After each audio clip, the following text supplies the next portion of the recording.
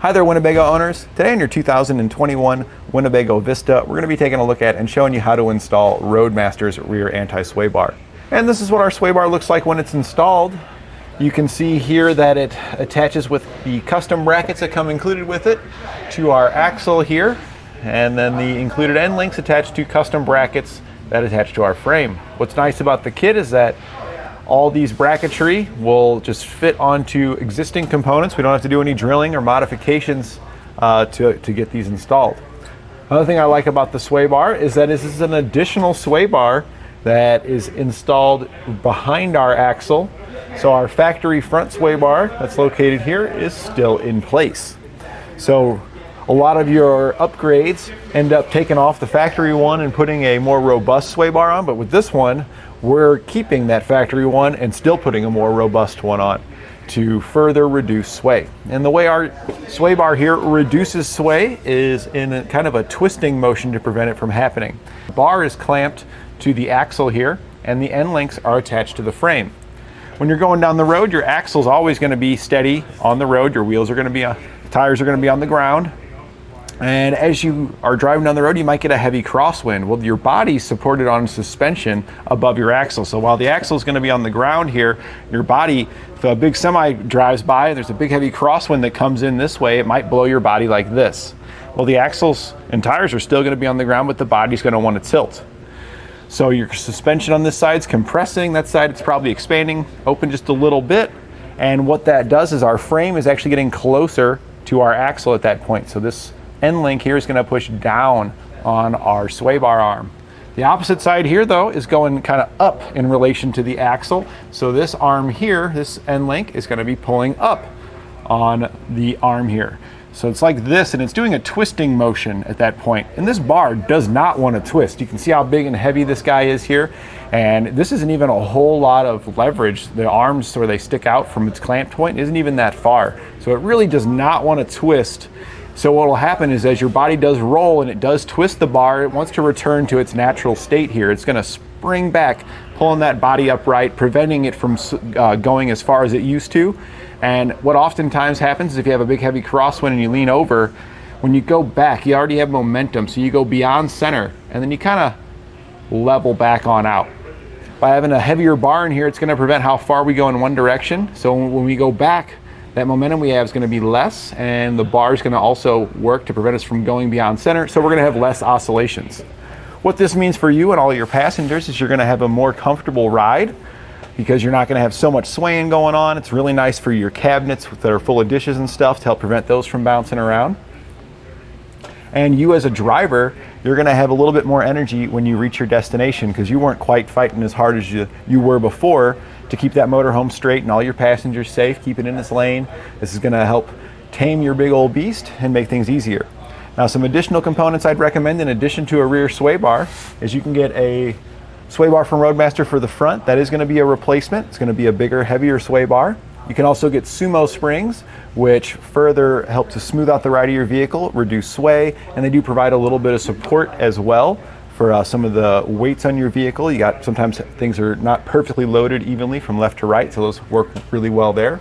And then a steering stabilizer. That doesn't really help your suspension in any way, but it helps you as a driver keep your vehicle going straight down the road, and any road impacts you get, hit a pothole or something, it jerks your wheel to the left or the right, that stabilizer is going to dampen that force with this included shock, and as the wheel goes to the left or right, there's a spring on there that will help pull the wheel back to center, so you're not the only one doing all the work.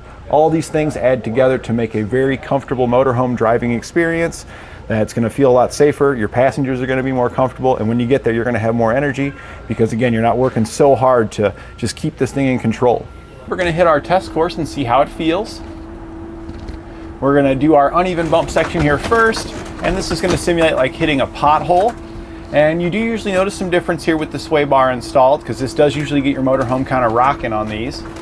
And this was a pretty sturdy motorhome to begin with, but it's even more sturdy now that we've got our bar installed. Like hitting these bumps on a lot of motorhomes, it usually starts to really get it rocking. You start to hear cabinets opening up. But with this guy here, this really isn't that bad. The initial hit, we got a little bit of sway, but it straightens itself out very quickly with the robust sway bars that are installed on here. So next we're going to hit our even bump section coming up here. and that's going to simulate like hitting a speed bump or pulling in and out of a driveway. And this, if you're hitting it straight on, your sway bars really don't affect that very much because it's not rocking the motorhome, it's just kind of a forward and back movement. If you were looking to kind of improve the feel of your motorhome when hitting bumps like this, I'd recommend like a set of sumo springs. Those would help to smooth out a ride with those type of bumps. So now that we're out of our straight section here, we're going to head down to our slalom section where we're going to mimic an evasive maneuver, and we normally feel a decent difference here as well because we're going to be kind of rocking the motorhome to the left and the right as if we were simulating it. And the additional sway bar will help prevent it from rocking so much. All right. So we're coming into the slalom section now. We've got some decent speed here. Let's see what it does. And boy, this is a fantastic driving motorhome. I mean, I'm whipping it pretty hard at the speeds that we're at, and there is very minimal sway.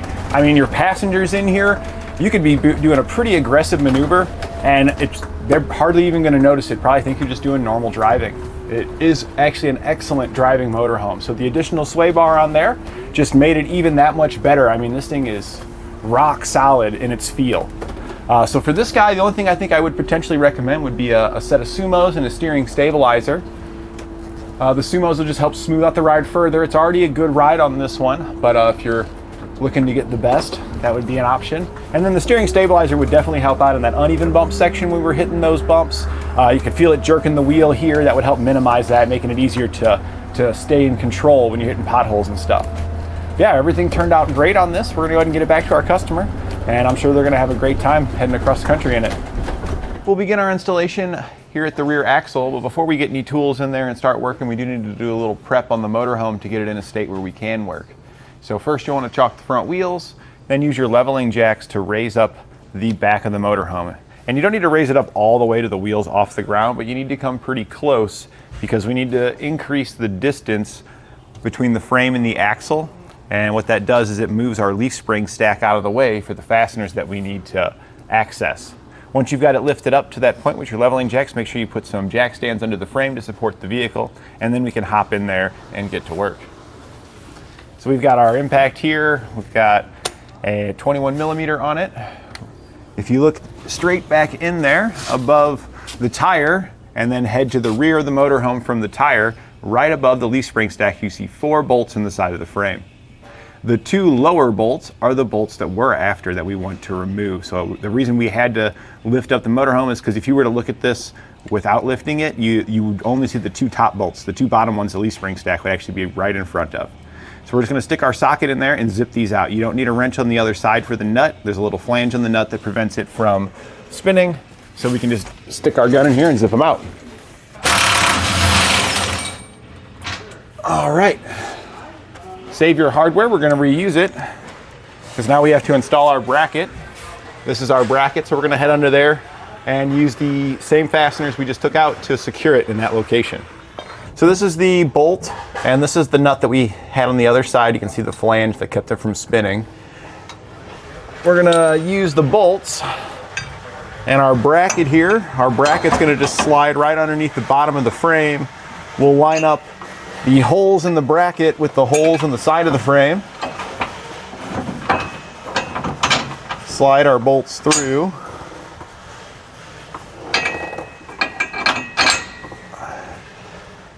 And then we'll place the nut on the other side. Now when you put the nut on the other side, you're gonna have to probably spin the bolt to get it started in there since that flange that it's got on it. So just kind of hold the nut up to the other side of the bolt and spin the bolt. You just need to get it started. That's good enough.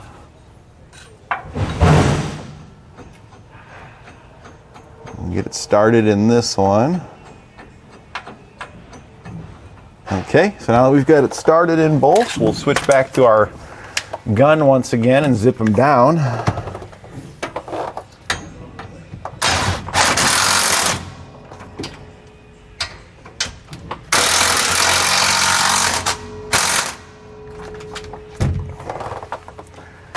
And then we can switch to a torque wrench and torque them to the manufacturer's specifications. Now that we got both these torqued down, we're going to perform the exact same procedures over on the other side to get that one installed. Once you've got both these brackets installed, you can clean out all the stuff from underneath your motorhome. You can let it back down. If you want to keep it up in the air to keep some more room, you can. There's a few steps. I'll kind of give you a point where you will eventually have to have it back down to make sure everything's lining up properly, so I'll let you know that at that point. We finished torquing up all of our bolts, got both the brackets installed on each side, and now we're underneath. So we did let our leveling jacks down and put it on our lift, because we kind of do want our suspension to be loaded. We're getting ready to take off these plates here for these U-bolts.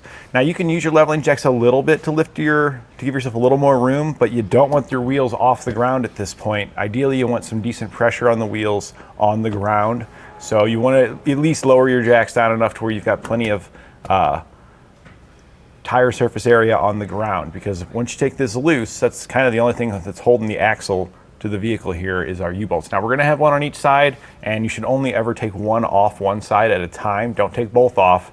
Your axle's just kind of hanging here. I mean, you got shocks and a few things holding it in place, but for the most part, your main attachments are gone then. So we're going to do one at a time, keep the suspension loaded up, and you're going to need a pretty big socket for this. It's a 1 1/8 inch size to remove these nuts, and you're going to need a pretty hefty impact wrench or a pretty long breaker bar to do that, because these guys torque upwards of over 250. You're going to need at least 300 foot-pounds of power to be able to remove and retighten these. So make sure you've got the tools available as well before you get into this. So we're going to zip this off of here. We're going to be using a 1-inch impact to do so.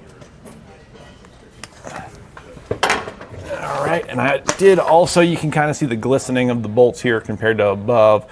I put some rust penetrant on there to help the bolts come off a little bit easier as well. Because even though this thing's pretty new, these components are really exposed to the elements down here underneath, get water and stuff flowing on them all the time, so corrosion occurs fairly quickly on these.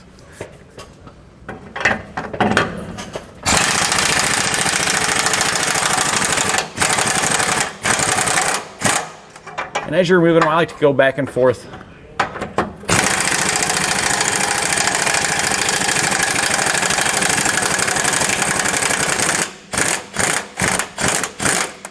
Another thing I also do is after getting the nut zipped off of there like that, I actually thread it back on just a couple of turns, because this plate's pretty heavy right here, and that's the only thing holding this plate on is these nuts. That's going to fall off of there, and we don't want it to come off. You're going to have to also hold up these big heavy plates that come in our kit and hold all those things together. So use your nuts here with your U-bolts to help you out, because you'll wear yourself out pretty fast holding these heavy metal components up.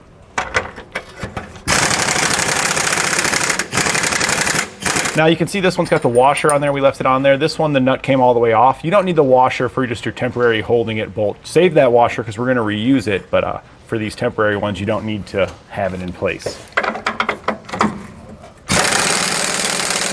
All right, so we've got them all loose. They're ready to be removed and slide our plate on. But before we do that, just going to talk about a few things. So the U-bolts that we've got here, now that they're loose, these U-bolts can push up. Ideally, we don't want them to push up because they are resting in a groove up here, right up against this kind of plate side. So I like to just double check those now, make sure that they're in their grooves. Then we're going to grab our plates here in a minute and slide them up. After we get the plate up there, you're going to double check that to make sure that those stay in the same location. So here's our plate. This is the orientation we want it in. When it's installed, you're going to have 2 of these in your kit. So when you do the other side, obviously you just flip it over like this so it faces like that. We want the slotted holes to be towards the front, the angled portion here towards the back, and these holes here towards the middle. So I'm going to remove the nuts now. We're going to slide this plate up there, and then we're going to just reinstall the nuts. Now this thing is really heavy, so a lot of times if I'm fiddling with these washers and stuff, I'll just put the nut on without the washer and kind of get it up there, and then I can go back one at a time, remove that nut and put the washer back in place, because it is really hard to hold all these pieces when you're doing this. So support this piece here in the middle. Go ahead and zip your nuts off. See that washer? That one's probably not going to go back on right away. We'll probably come back and get that one afterwards. Okay, now we want to slide our bracket up there while holding all these pieces.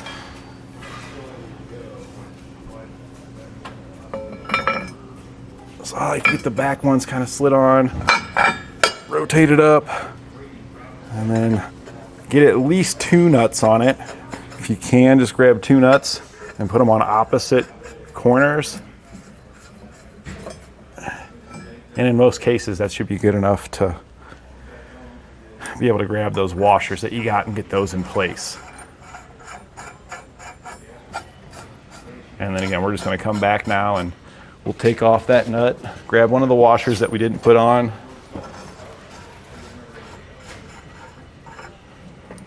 Make sure we put that washer on there and then put it back. And then we missed that one there. We're going to grab that one as well. So now we got them all started. We're just going to grab our impact again and we're going to run them all back down.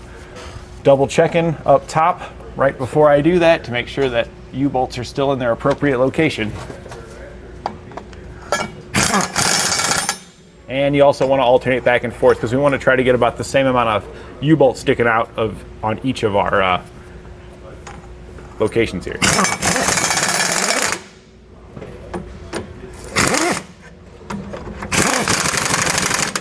So might even come back and loosen that one up just a little bit just to even it out.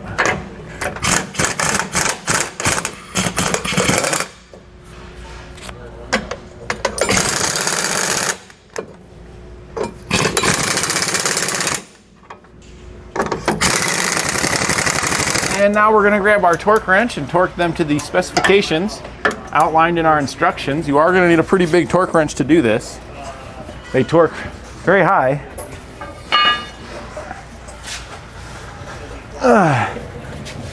It is a pretty lengthy process. So if you got a big impact, it's in your best interest to try to use that to run them down as far as you can.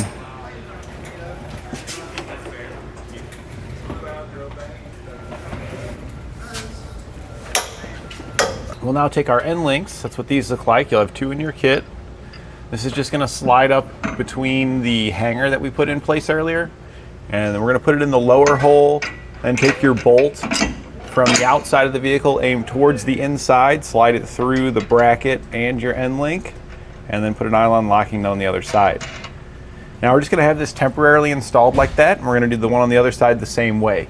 These are adjustment holes so we can make our sway bars level as possible. So we may need to move this up or down into one of these other slots. We'll figure that out at a later step.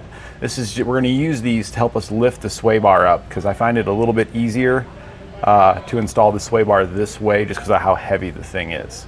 So we're going to grab our sway bar now, we'll prepare it, and then we're going to be kind of hanging it here from our end links.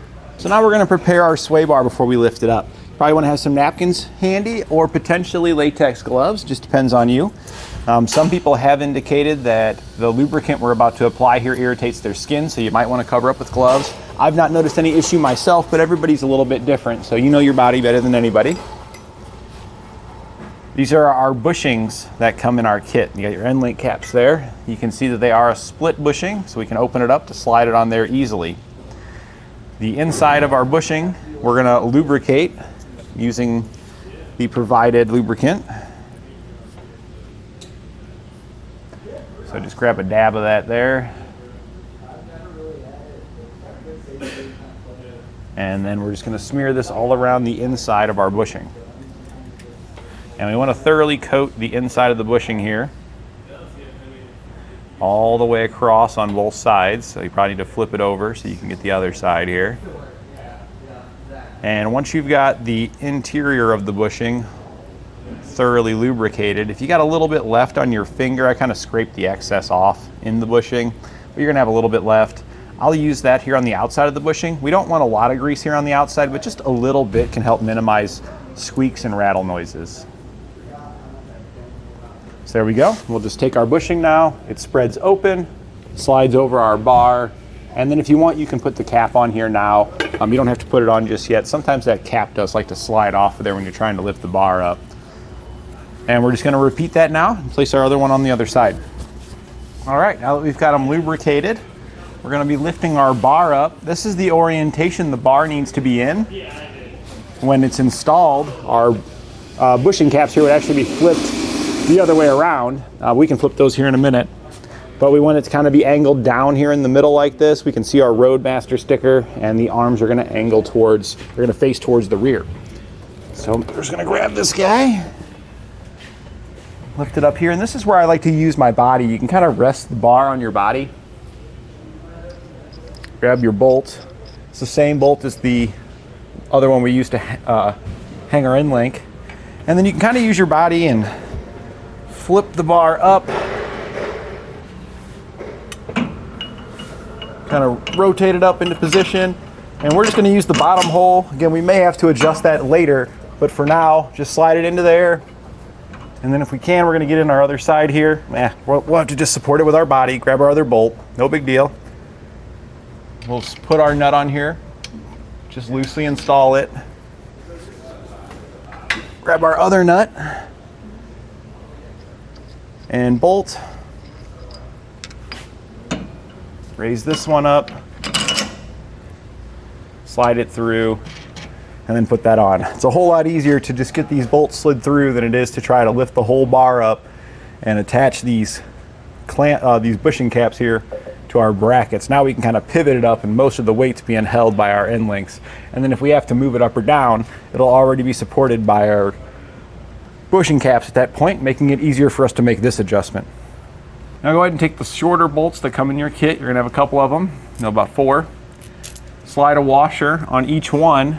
So now we've got our bolts prepared with our washers on them. We're gonna drop them into our brackets. We're gonna use the hole towards the rear of the vehicle, the furthest rearward hole, skip a hole, and then use the next one. We're not gonna use the very front hole or the one here that's just in front of the rear hole. So do that on both your brackets, and then we're gonna be ready to lift our bar into position. Before you lift the bar up, I recommend having your hardware handy. So I've got 4 washers and 4 nuts here that are gonna go on the other side. Just gonna rest it in my lap there. I took the bushing caps and I did flip those around so the flat faces are facing towards the front. That way when we rotate this up, it'll line up properly. After we get our bolts to slide through here, we'll use our hardware to secure it.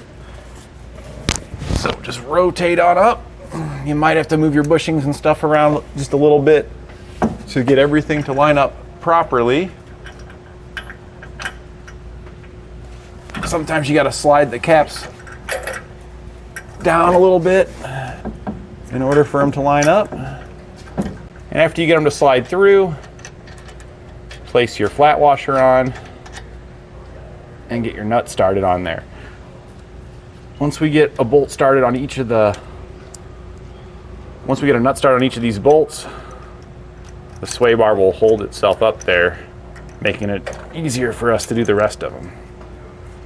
So now we can go back and snug down the clamp hardware. We're gonna use a 3/4 inch socket and wrench to do so.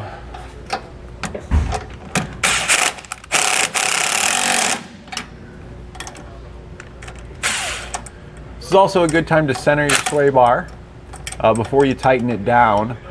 Usually it's pretty close, but you might have to give it a little bump to the left or the right.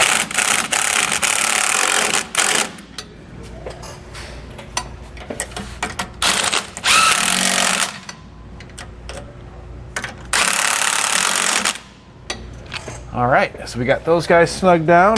Now the next thing we're gonna do is determine the appropriate position for our sway bar, because this really isn't how we want it right here. You can see the sway bar, or the arms are angled pretty heavily downward. We want to try to make our sway bar as level to the ground as possible. So that's what you have these extra slotted holes here for. It kind of looks to me that we're going to, it almost looks like if we just move this bolt here to the straight there, that'll be pretty close. So we're just gonna unscrew both of these bottom ones.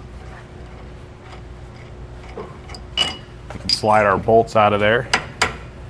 If it's a little stiff, I recommend sliding the nut back on it. Gives you a little bit more surface area to kind of tap on it there to get it out of there. And then now we got more on that side. Although it is surprisingly stiff, might have to unthread it out of there. Usually these aren't that stiff, but we are kind of at a strange downward angle here. So after we remove that, we just slid it further up to the top hole. We're still angled down a bit, so we're actually gonna remove the top bolt here for our end link and move that up a slot, and then we'll reposition into these bottom holes to see which one's gonna give us the best angle.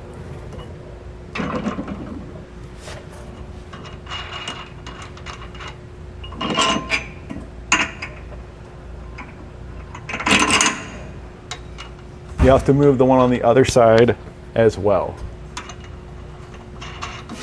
So after moving the entire end link up a hole, it looks like it's going to center pretty well with our middle hole here on the bottom one and be fairly level. So we're going to go with that, and then we'll just reinstall our bolt. It's going to go from the outside towards the inside. And thanks to the powder coating and stuff on here, it can be a little stiff getting your components together. And then go ahead and thread your nut on the other side. We're going to do the same thing over here on the opposite side. Once you get your end links attached at the best angle for your sway bar, we can go back and run those down. We're going to use a 15/16 socket and wrench to do so. That's going to be the same for both upper and lower holes.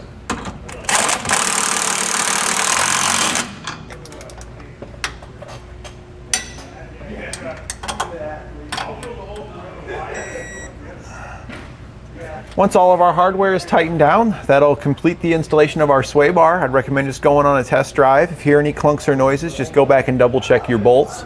Make sure that they are torqued to the appropriate amount. And that completes our installation of Roadmaster's rear anti-sway bar on our 2021 Winnebago Vista.